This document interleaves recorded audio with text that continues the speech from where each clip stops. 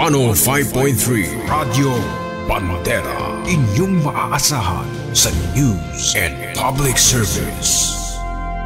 Ito ang bagong radyo ng sambayanang Pilipino. Radyo Bandera. Tahanan ng mga balitang totoo, musikang bago at may serbisyo publikong taos sa puso.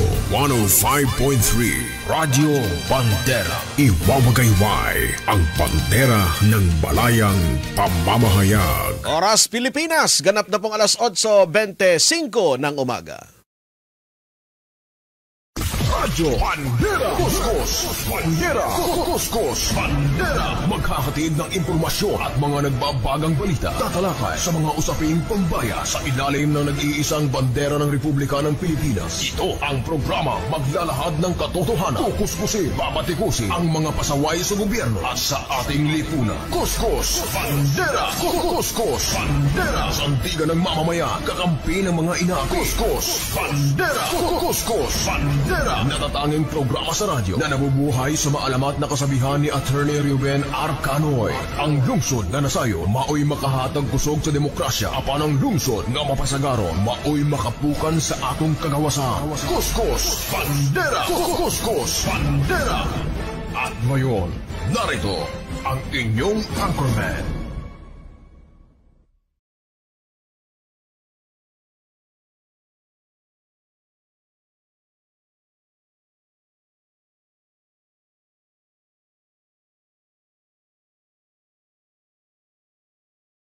Magandang umaga Pilipinas! Magandang umaga Cotabato City at Bangsamoro Autonomous Region in Muslim Mindanao. Ngayon po ay araw na po tayo ng Tuesday, araw na po ng Martes, ika-4 na po sa buwan ng Pebrero 2025. Muling sumasa inyo ang mga balita mula ho dito sa Cotabato City, Maguindanao, di ba pang bahagi ng Central Mindanao.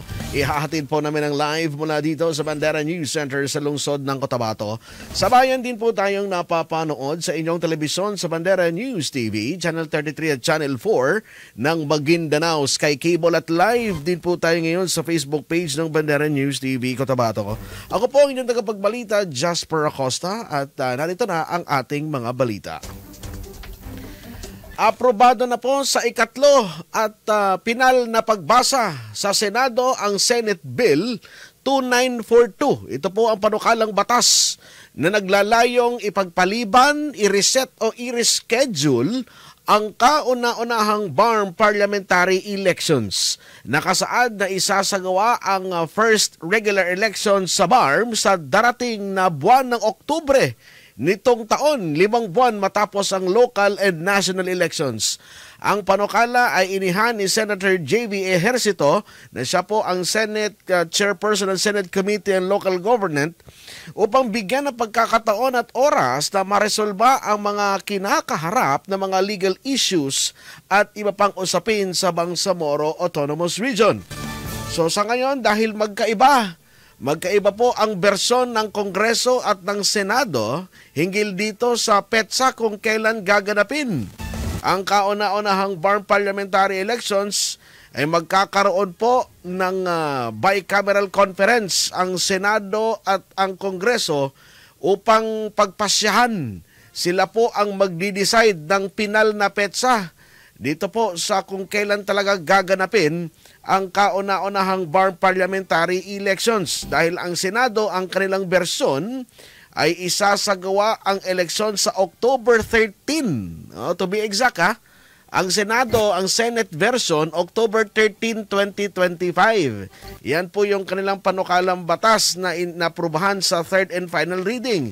Pero yung House Bill sa Kongreso naman, House Bill 11144, ang kanilang ipinasang batas ay May 11, 2026.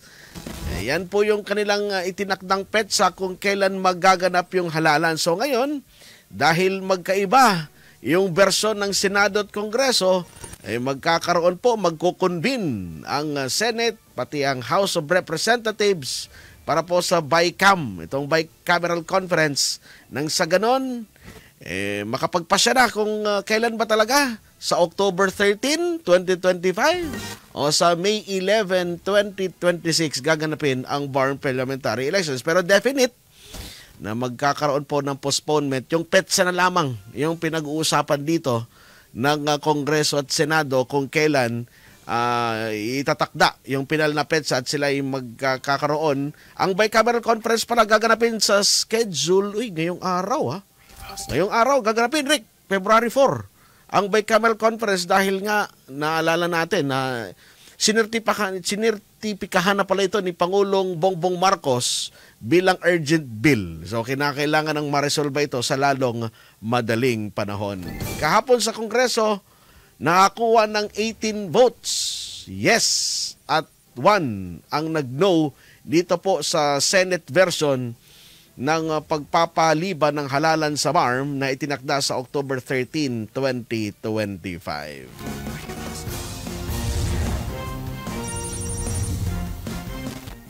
Mag-uusapan din pala kung yung mga members ba, yung mga kasalukuyang members ng Bangsamoro Transition Authority, magkakaroon kaya ng tinatawag na holdover? Isa rin yan sa mga pag-uusapan. Or mapapalitan ba sila? O tuloy-tuloy lang ba sila sa kanilang pagsisilbi hanggat magkaroon ng eleksyon sa buwan kaya ng Oktubre nitong taon? O sa May 2026? Yan isa sa mga pag-uusapan sa Bicameral Committee nang sa ganon. Pero may mga lawmakers na nagsasabi na may possibility na baka magkaroon din ng holdover dahil maikli na lang yung panahon Dahil kung mapapalitan yung member of the parliament, siyempre, di ba? Maglilipat ng opisina yan. Yung mga tauhan pa niya, magkakaroon pa yan ng mga seminars, ng mga meetings. So, kakainin na naman ng oras nila. Okay. Isa yan sa mga pag-uusapan ng mga lawmakers ng ating mga kongresista at senador kung magkakaroon ba talaga ng holdover dito sa mga posisyon sa mga members ng Transition Authority. Narito yung naganap na session kahapon sa Senado kung saan naipasa na sa third and final reading itong postponement ng BARM parliamentary elections.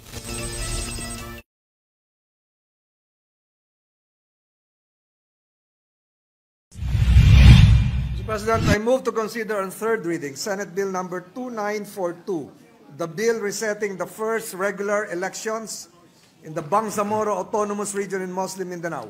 I so move, Mr. President. Any objection? Hearing none, consideration of the aforementioned bill is now in order. Senate Secretary is directed to read the title only of the measure and to proceed to roll call vote.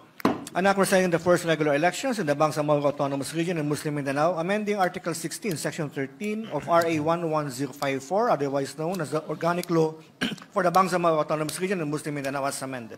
Roll call vote. The Honorable Senators Binay, Cayetano A, Cayetano P, De La Rosa, Ejercito, Estrada, Gatchalian, Go, Ontiveros, Lapid, Legarda, Marcos, Padilla, Pimentel, Poe, Revilla, Tolentino, Tulfo, Villanueva, Villar Cynthia, Villar Mark, Zubiri, the Senate President. With 18 affirmative votes, 1 negative vote, 0 abstentions, Senate Bill number 2942 is approved on third reading. Majority Floor Leader. Mr. President,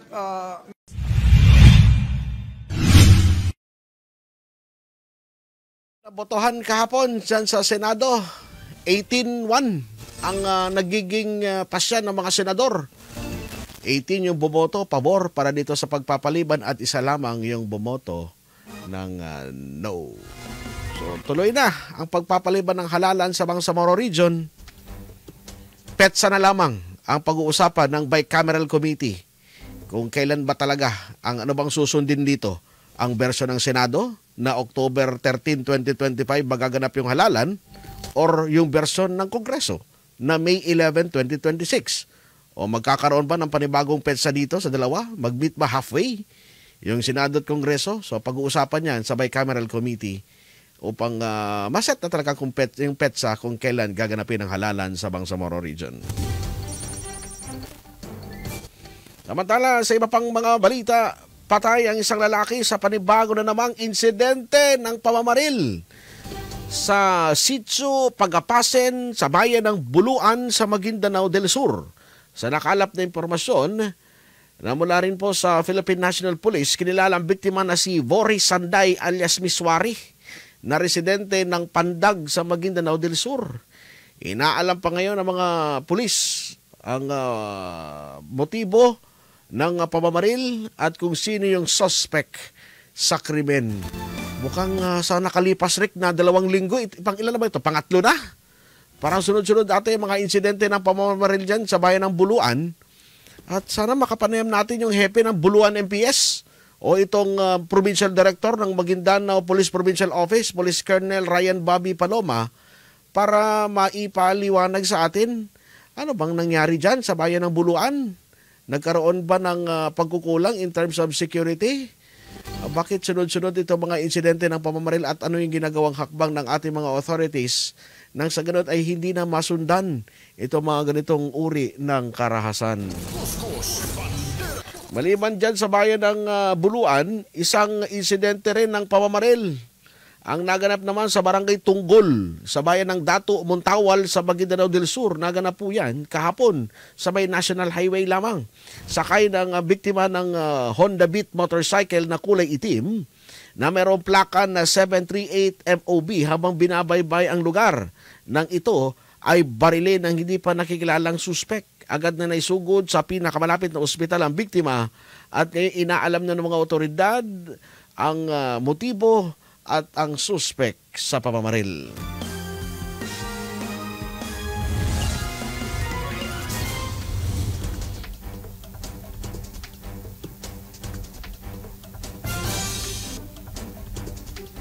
Samantala kahapon, dyan naman sa bayan ng Dato Salibo sa Maguindanao del Sur, ay muling umarangkada sa paghatid ng libreng serbisyong pangkalusugan ang provincial government ng Maguindanao del Sur sa bayan ng Datu Salibo. Humigit kumulang 1,000 na mga residente na mula sa Barangay Sambulawan, Barangay T, Barangay Pagatin, Andabit at Magaslong ang nakabenepisyo sa naturang programa. Kabilang sa mga serbisyo ay ang libreng medical at dental check-up, libreng tuli, libreng gamot, eyeglasses, tsinelas at nagkaroon din ng feeding program. Nagkaroon din ng parapol sa mga benepisyaryo ng 2 sakong tigli 5 kilong bigas. 200 sako ng tigli 5 kilong bigas. Lubos naman nagpapasalamat si Mayoralty Candidate Moharit Datu Jong Ampatuan kay Governor Bay Mariam Sangki Mangudadato sa inisyatiba na mailapit sa mga kapuspalad natin mga residente ang serbisyong pangkalusugan na higit na kinakailangan ng mga residente sa lugar. Narito si Datu Jong Ampatuan at si Omar Ali.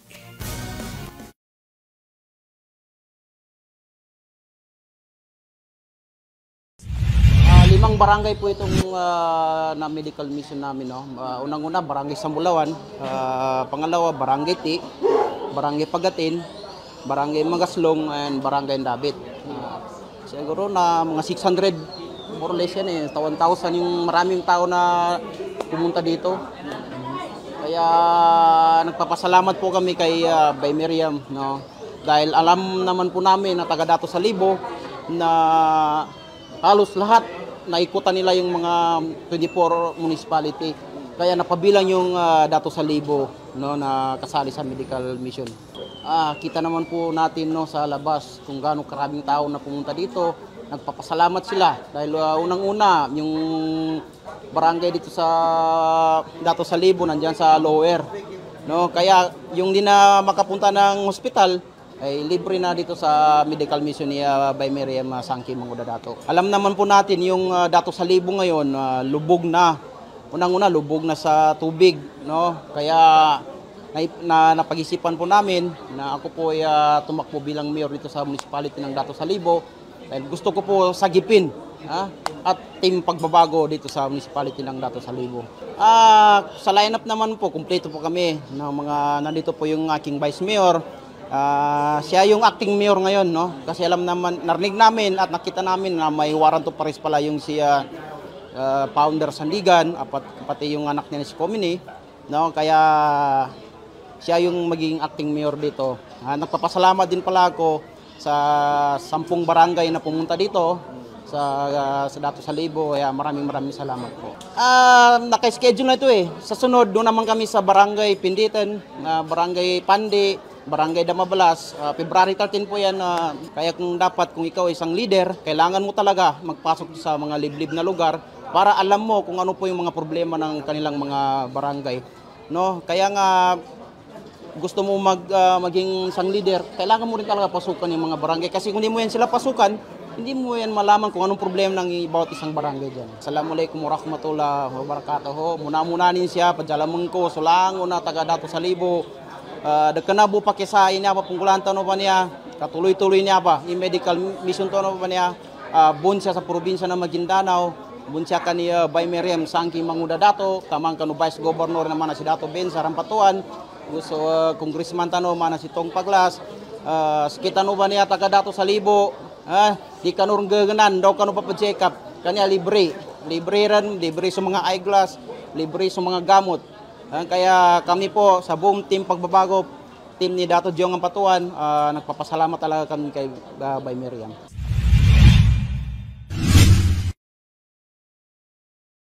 Una po, nagpapasalamat po kami sa liderato na mahal na gobernador, mana si Bay Miriam Sangki Manguda Dato, sa kanyang medical mission sa 5 kabarangay dito sa kasakupan ng Dato Salibo. Ang una-una po ay Barangay Pagatimpo. Yan po yung pinangungunahan ni Mihad B. Ali, yun ang ABC President. Pangalawa po yung Barangay Sambulawan, saka Barangay Anlabet, Barangay T, Barangay Magaslon. Nagpapasalamat po kami sa mahal na gobernador at sa kanyang Team Aguila, sa serbisyong libre sa mga constituents ng Dato Salibo, sa mga libreng check-up, libreng tuli, libreng bunot ng ngipin. Nagpapasalamat po ka sa Team Aguila. Dito po sa Dato Salibo, malaking tulong po itong libreng tuli, libreng check-up, bunot. Kasi yung alam naman po na yung Dato Salibo na medyo lumaranas din ng krisis, yung ibang tao hindi po kayang makapunta ng hospital. Kaya po nagpag-service po yung Team Aguila dito sa Dato Salibo.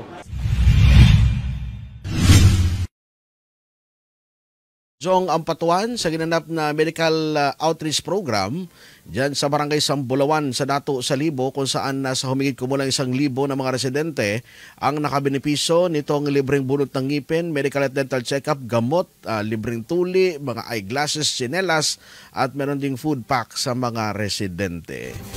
At ayon po kay Maguindanao del Sur board member Kakajeng Makapendeg, hindi lamang ang bayan ng Dato Salibo ang kanilang pinupuntahan, kundi maging ang iba pang mga munisipyo sa Maguindanao del Sur, kung saan pinapasok nila yung mga liblib at na mga sityo nang sa ganon ay magsagawan ng konsultasyon at pulong-pulong sa barangay upang malaman ang sitwasyon at mga kinakailangan ng mga residente sa naturang lugar.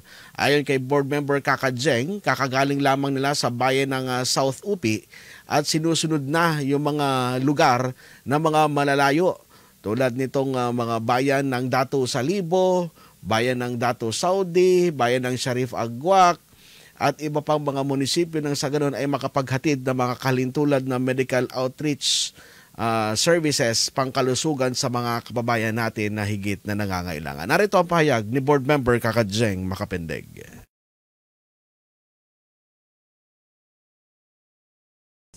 Alhamdulillah, napakasaya.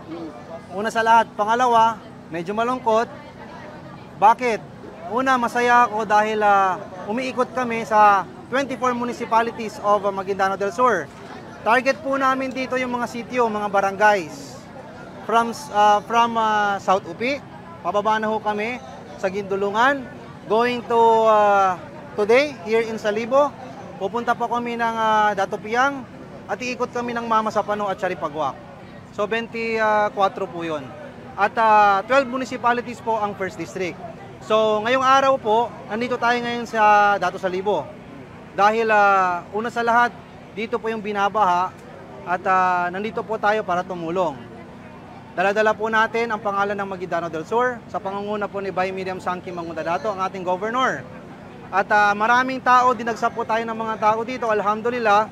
Alam niyo po yung Dato Salibo, ayun po yung middle name ng aking lolo, the former governor of province of Maguindanao Province. Yun po ay si Dato Andal Ampaton Sr. So marami po kaming kamag-anak dito sa Dato Salibo. Papunta na ho ito ng Dato Piang. So masayang-masaya kami, nandito yung mga relatives namin, mga kamag-anak ho namin, mga kaibigan namin, mga supporters. At yung sa pangunguna rin ho ng ating Team Agila, ang incoming mayor po ng Dato Salibong, ang aking pinsan, Dato Jong Ampatuan, ang kanyang Vice Mayor, Omar Ali, at lahat po ng mga councilors. So solid po tayo, nagtutulungan po, wala po kaming pinipili. No, matanda, bata, pula ka man, o green, lahat po pumupunta ho rito, lahat po welcome. Ito po ay binibigay ho namin ng libre.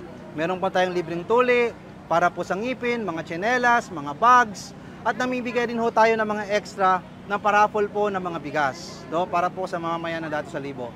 So alhamdulillah, sukur-sukur sa Langon Lucas Pagari ko siya sa Dato Salibo, Maguindanao del Sur, at nandito ho sila ngayon. Alam nyo po, konti na lang. Almost lahat po ng mga municipalities ay napuntahan na ho namin.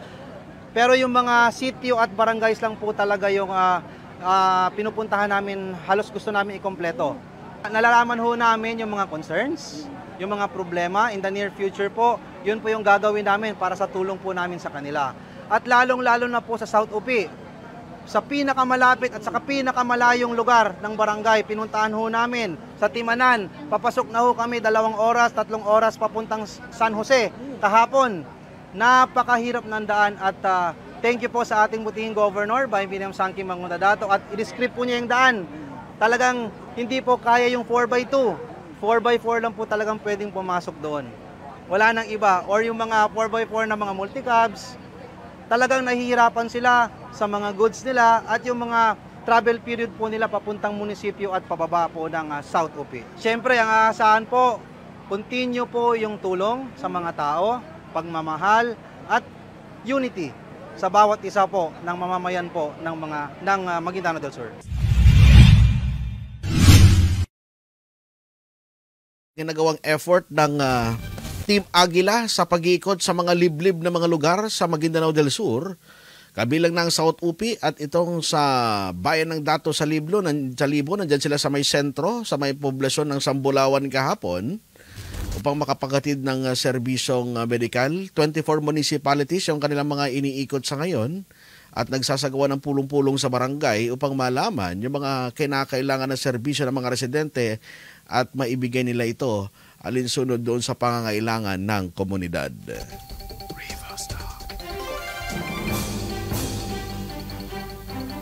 Ganap na pong 8:47 ng umaga. Subscribe lamang sa Maguindanao Sky Cable sa kanilang internet connection at cable TV. At syempre, huwag din pong kalimutan na i-like at i-share ang Facebook page ng Bandera News TV Cotabato. Sa alam po natin mga reporters, cameraman at technical side Ricky Madamba, po yung tagapagbalita Jasper Acosta na nag-iwan sa inyo ng magandang umaga po sa inyong lahat. Bandera News FM. Basta radyo, ibandera mo. Basta balita, basta musika, basta public service. 105.3 Radio Bandera, Cotabato City. Pilit tinatapatan, ngunit hindi mapantayan. 105.3 Basta radyo, ibandera mo. Juliano Family Resort is open to serve, like birthday parties, wedding, children's party, and special events you wanted. Bring your family, relatives, friends, and enjoy your day. Juliano Family Resort is located at 3rd Street, Don Isero Juliano Compound, Cotabato City. For inquiries and reservation, you may call or text 0965-7515-787 and look for Maxi Lumingkit. Kayo ba ay naghahanap ng pulido at maaasahang mag-ayos ng inyong sasakyan? Huwag nang magdalawang isip pa. TVJ Engineering Works. Sila ay tumatanggap ng crankshaft grinding, engine block reboring, shape ring, engine block align boring, lat machining, electric and cold welding, engine overhauling, at marami pang iba. TVJ Engineering Works. Sila ay matatagpuan sa Don Isero Street, Juliano Compound, Cotabato City. Looking for a low budget but satisfying entertainment? Subscribe now at Maguindanao Sky Cable. Offers 2-in-1 connectivity with lowest monthly rate. Provides internet connection.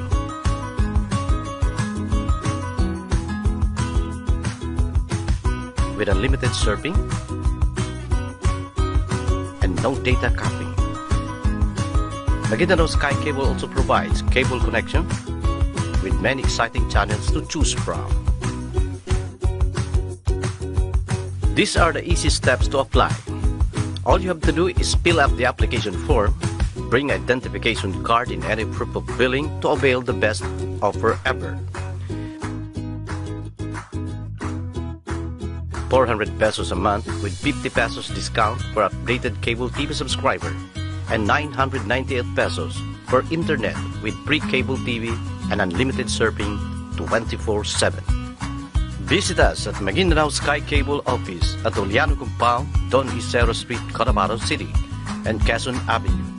You may contact Cotabato City branch on their hotline numbers at 421-7084-86, or you may call or text at this Globe number 0955-232-4871, or for smart users 0920-332-6846. And in Manga Street in front of 1404 RMFC Poblacion 1, Parang, Maguindanao. And in Parang, Maguindanao branch, their hotline number is 546-0009. For Sun users, contact 0942-156-4238. For the best choice in entertainment and affordable connection, choose Maguindanao Sky Cable. Hurry and get connected.